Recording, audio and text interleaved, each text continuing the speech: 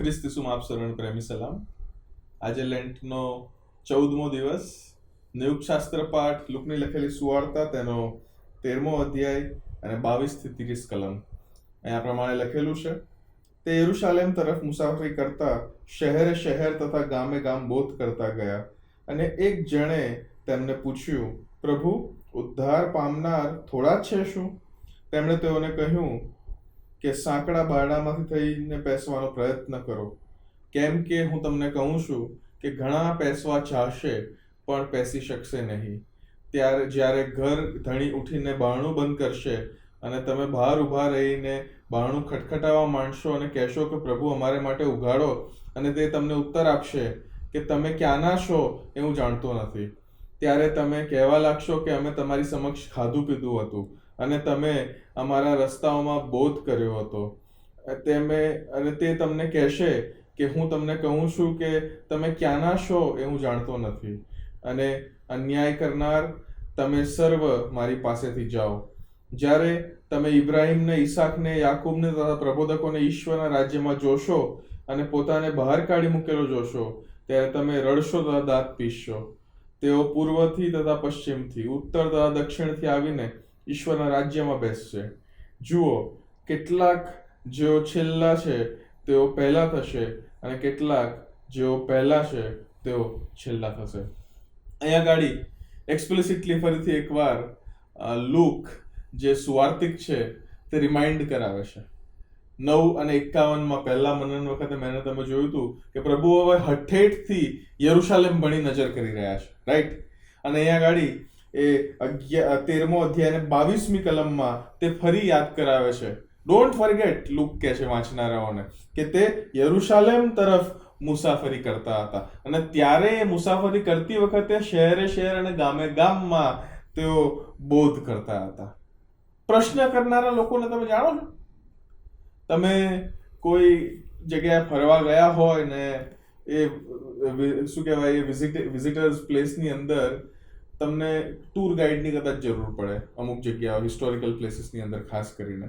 અને tour guide જ્યારે guide કરતા હોય, આગળ આગળ લઈ જાય, શીખવાડે, સમજાવે, અને ભાઈ જગ્યાનું મહત્વ બતાવે, અને પછી ક્યાંકથી ખબર નહીં ક્યાંથી એક એવો માણસ ઊભો થઈને કંઈક પ્રશ્ન પૂછે, એને નો ઇટ ઓલ ક્વેશ્ચનર, એટલે કે એને પોતાને તો કદાચ ખબર જ હશે, અમુક હોય જે જેન્યુઅનલી પૂછે પાછા જાણવા માટે, પણ આ અમુક એક જે ટોળું છે એ તો બધી જ જગ્યાએ જોવા મળે, જેમને પોતાને ખબર હોય જવાબ શું છે, but just to act smart, just to portray himself, just to present himself, પોતાની જાતને જાહેર કરવા માટે એ ત્યાં ગાડી પ્રશ્ન પૂછે.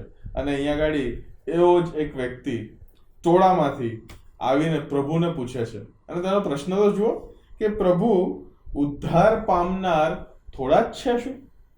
હવે યહૂદી લોકો તો માનતા હતા કે અમે તો બધા બચાવી જ લેવામાં આવીશું, કેમ કે અમે તો પ્રભુના પસંદ કરેલા લોકો છે, રાઈટ? પણ એ સિવાય શું ઉદ્ધાર પામનાર થોડા જ છે શું? પ્રભુ ઈસુ ખ્રિસ્તની આ હંમેશા પેટર્ન રહી છે. જો આગળ પણ જે અમુક પ્રશ્નોનો આપણે અભ્યાસ કર્યો, પ્રભુ ઈસુ ખ્રિસ્ત એ બહુ રેર ઇન્સ્ટન્સીસમાં જ્યાં જેન્યુનનેસ લાગે કે ભાઈ આને ખરેખર જાણવું છે, ત્યારે જ પ્રભુ ઈસુ ખ્રિસ્ત ડાયરેક્ટ આન્સર આપે છે. પણ જનરલી જ્યારે પ્રભુ ઈસુ ખ્રિસ્તની સામે આવા વાંકા પ્રશ્નો આવે ત્યારે પ્રભુ ઈસુ ખ્રિસ્ત એને અલગ રીતના ડીલ કરે છે. મારા વાલાઓ, અહીંયા આગળ પ્રભુ ઈસુ ખ્રિસ્ત મેઇન 3 વાતો કહે છે. એ પહેલી વાત એ કહે છે કે રસ્તો, જે બારણું છે તે સાંકડો છે, તેમાં તમે પેસવાનો પ્રયત્ન કરો, તમે રહી ના જાઓ. પછી બીજી વાત પ્રભુ ઈસુ કહે છે કે ઘણા પેસવા ચાહશે પણ પેસી શકશે નહીં. there will be many people who will try. અને પછી બીજી જે વાત તે ક્યાં છે, તે ઘરધણીની વાત કરે છે કે ઘરધણી જે છે એ બારણું બંધ કરી દેશે. અલગ અલગ ઇમેજરીઝ છે. ઇમેજરી એક ડોરની છે, એ ડોર સાંકડો છે, ત્યાંથી અંદર ઘૂસવાની વાત છે. ઘણા બધા પ્રયત્નો કરી રહ્યા છે. મુંબઈ લોકલના વિડીયો જોયા છે ને? મુંબઈ લોકલના, યસ, ઘણા બધા પ્રયત્નો કરે છે, બટ ઘણા બધા પેસી શકતા નથી. અને પછી શું થાય છે? એ ઘરધણી ઉઠીને ઘરનો બારણો બંધ કરી દેશે, અને પછી તમે ઘરની બહાર ઉભા રહી જાઓ છો. અહીંયા ગાડી પ્રભુ ઈસુ ખ્રિસ્ત એ વ્યક્તિના પ્રશ્નને ફરી એકવાર બદલી નાખે છે. જેમ આપણે જોયું હતું એ ગુડ સમારિટનના દાખલાની અંદર, એ પંડિત પ્રભુને પૂછે છે કે મારો પડોશી કોણ, પણ પ્રભુ ઈસુ ખ્રિસ્ત એનો પ્રશ્ન પલટી નાખીને પૂછાય છે એને કે ભાઈ હું કોનો પડોશી થાઉં. તે જ રીતના અહીંયા ગાડી પણ એ વ્યક્તિનો જે પ્રશ્ન હતો તેને બદલી નાખે છે.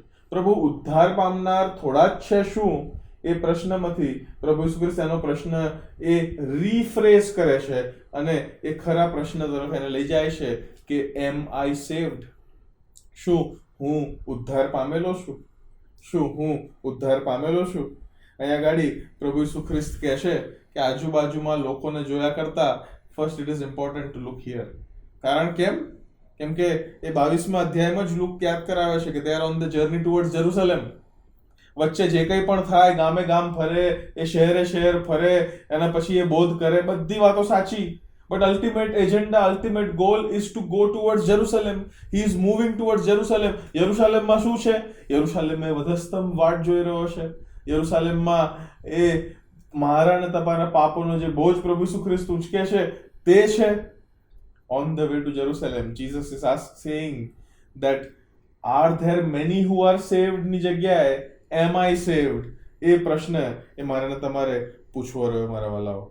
કારણ કે પ્રભુ ઈસુ ખ્રિસ્ત એવું પણ કહે છે, અને આગળ આપણે માથીની સુવાર્તામાં સર્મન ઓન ધ માઉન્ટ જેને કહેવાય છે, પહાડ પરનું પ્રવચન, ત્યાં પણ આપણે જાણીએ છીએ ને કે ઘણા બધા લોકો આવીને કહેશે કે પ્રભુ પ્રભુ મેં તારે માટે આ કર્યું, મેં તારે માટે પેલું કર્યું, આ ચમત્કાર કર્યો, ફલાણા ચમત્કાર કર્યા, આટલી જગ્યાએ સંદેશાઓ આપ્યા, આટલી વાર રેગ્યુલર ચર્ચ ગયો, આટલી વાર બાઇબલ વાંચ્યું. ઓ પ્રભુ, પણ પછી પ્રભુ કહે છે કે હું તમને ઓળખતો નથી, હું તમને ઓળખતો નથી. જે અગત્યની વાત છે તે એ કે તમે પ્રભુને મળ્યા હશો, તમે પ્રભુને ઓળખતા હશો, તમે પ્રભુની હાજરીમાં જતા હશો, but do you trust him to B your saviour? પણ શું તમે તેમને પોતાના ઉદ્ધારકર્તા તરીકે સ્વીકારો છો? શું તમે તેમની પર ભરોસો રાખો છો? That is more important. તમે પ્રભુને જાણો એનાથી વધારે એ ઇમ્પોર્ટન્ટ છે કે પ્રભુ તમને પણ જાણે. એ હિબ્રુ શબ્દ જેને કહેવાય છે યાદા, એ જૂના કરારની અંદર વારંવાર યાદા શબ્દનો ઉપયોગ કરેલો છે. અને એ યાદાનો અર્થ એ થાય કે જે રીતના એક પુરુષ પોતાની પત્નીને, પત્ની પોતાના પુરુષને જાણે, ટુ નો ઇન્ટિમેટલી, એ યાદાનો કોન્સેપ્ટ પ્રભુ ઈસુ ખ્રિસ્ત મારે તમારે સારું અહીંયા લુકની લખેલી સુવાર્તામાં એ કહેવા માંગે છે કે હું તમને જાણતો નથી, હું તમને જાણતો નથી. યાદા, God wants to know us intimately and at the same time for us to know God intimately. તો જ એક રિલેશનશિપ આગળ વધે. એક પૈયાએ એક ટાયર પર ગાડી કદી આગળ એટલી બધી વધે નહીં. એકની એક જ જગ્યાએ ગોળ ગોળ ફર્યા કરે. પણ જો બંને ટાયર આગળ વધતા હોય ને તો જ એ રિલેશનશિપમાં પ્રોગ્રેસ જોવા મળે. For us to know God and for God to know us. પ્રભુ ઈસુ ખ્રિસ્ત એ પછી એવું કહેવાનો વારો ના આવે કે હું તમને જાણતો નથી, તમે ક્યાંના છો એ હું તમને જાણતો નથી. પછી તમે ભલે ને મારા નામે બોધ કર્યો હોય, પછી ભલે ને તમે ફલાણા કામ કર્યા હોય, પછી ભલે ને તમે આટલી સેવા કરી હોય, પણ જો હું તમને જાણતો જ ના હોઉં તો તમને મારા ઘરમાં પ્રવેશ કેમ આપું? Do we allow strangers at our home? શું આપણે એ પારકા લોકોને આપણા ઘરમાં પ્રવેશ આપીએ છીએ? પ્રશ્ન ખોટો છે. શું ઉદ્ધાર પામનાર થોડા જ છે એની જગ્યાએ શું હું ઉદ્ધાર પામેલો છું? પણ આ જ શાસ્ત્ર પાઠમાં એ લેવલ 2 ની અંદર પ્રભુ ઈસુ ખ્રિસ્ત આ પ્રશ્નનો જવાબ બી આપે છે. ત્યાં લખેલું છે આગળ, અને તેઓ પૂર્વથી, પશ્ચિમથી, ઉત્તરથી, દક્ષિણથી આવીને ઈશ્વરના રાજ્યમાં બેસશે મારા વાલાઓ. That means there are many who are going to be saved. એ પ્રકટીકરણનું પુસ્તક 7 અને 9 જે લખેલું છે તેનું દ્રશ્ય તમે જુઓ. આ બનાવ બન્યા પછી મેં જોયું તો જુઓ, સર્વ દેશમાંથી આવેલા સર્વ કુળના, લોકના, ભાષાના, કોઈ ગણી શકાય નહીં એટલા માણસોની એક મોટી સભા. There are many who are going to be saved. But the real question is, જો હું એ many નો ભાગ ના હોઉં તો પછી આ પ્રશ્ન શું હું પૂછી શકું? That is the real thing. પ્રભુ ઈસુ ખ્રિસ્ત એ મને તમને શીખવવા માંગે છે કે before looking at others, let us self-evaluate ourselves. On the way to Jerusalem, let us first ask, am I being saved? Am I saved? Am I saved? શું હું પ્રભુ ઈસુ ખ્રિસ્તને મારા ઉદ્ધારકર્તા તરીકે સ્વીકારું છું? શું હું તારણ પામેલો છું? શું મેં ઈશ્વરને સ્વીકારેલા છે? અને ત્યારે જ આ જે ક્વેશ્ચન છે કે શું ઉદ્ધાર પામનાર થોડા જ છે, શું એ વેલિડ થાય છે. If I am in part, જો હું એ જૂથનો એક પાર્ટ હોઉં તો. પ્રભુ આપ સર્વને આશીષ આપો. આમેન.